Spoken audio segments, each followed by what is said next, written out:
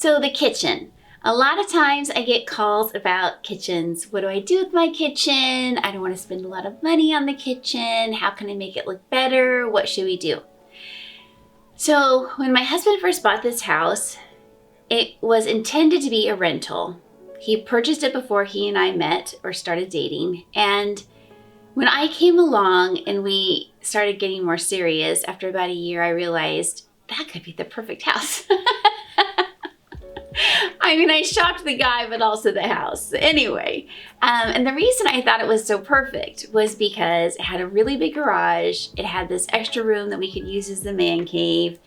It had a pool. And I thought my son, Awesome, would, well, it's not, that's just what I call him in social media, but it's what I call him all the time too. It's a good nickname.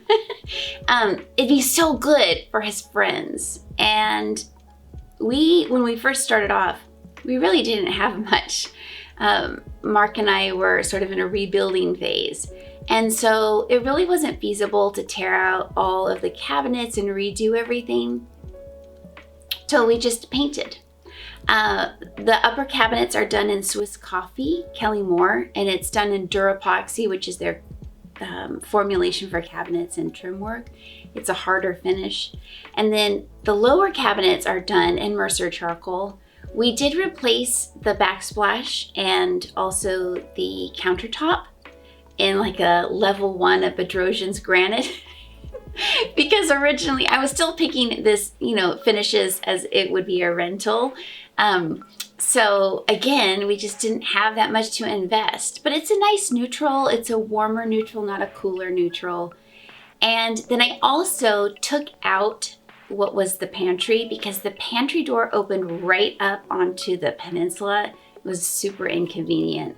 So instead I asked the cabinet maker that I work with a lot to just do a tiny base cabinet in there. We topped it with black granite, nice neutral, and we ended up making it into a really cute little coffee bar. So my husband has all his little Tirani syrups all lined up so he can pick whatever he'd like.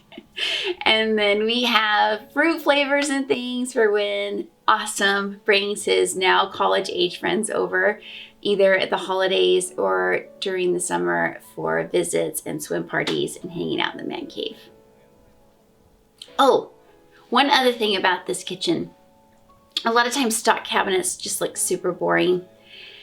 So I took off the cabinet doors that are to the left of the sink where we keep all of our dishes and our glassware.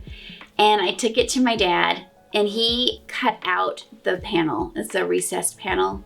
And my husband, glass guy, replaced that panel with glass. So it's a little bit more interesting than just a flat old panel. When you look into the room, there's some depth because there's glass on the front of the cabinet. And then I painted the interior in this really cute spring green color from Kelly Moore called Painted Turtle.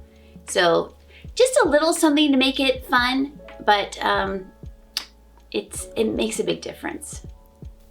So the last little tidbit I have to share about this sort of living room, kitchen, dining nook is the dining nook. It had, the bay window that you see a lot when something's trying to be fancy, and it is really cute, but it wasn't very cute because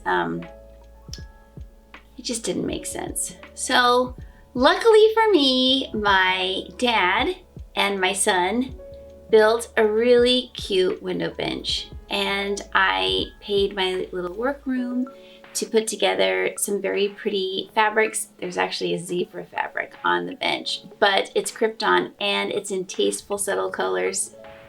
It's like a taupey, creamy, but there's not a lot of variation. It's pretty subtle. And then throw pillows, of course. And there's a new little chandelier over the top, not crystals and gaga, just tasteful. And I found an oval table of all things. I was so happy to find it at a little thrift store, and I redid some chairs, reupholstered them so they match the window treatments. The window treatments are done twice in this nook. I love it because I think it brings a lot of texture and interest to the space. There are Hunter Douglas woven woods in the windows, and then there's a custom scalloped window covering that hides the header of the woven woods. So it's very tidy and cute and happy looking, just like the little spot in Carmel that I loved to go to when I was a little kid with my sister and my parents. So I think it's just a really happy place to spend time. We have a formal dining room, and we'll get to that in sort of this tour series, but no one ever eats in there. No one ever visits in there. It's more like a library. Everyone winds up here, and so it's fun. We just put the leaves in the table. We can accommodate up to like 14 people in here, and it feels cozy and relaxed, and people seem to really enjoy it. So just a little embellishment here and there can make your house just really, really darling if you'd like, or super contemporary if you'd like, or very farmhousey if you like. Whatever it is, just a few little well done details can make a huge difference.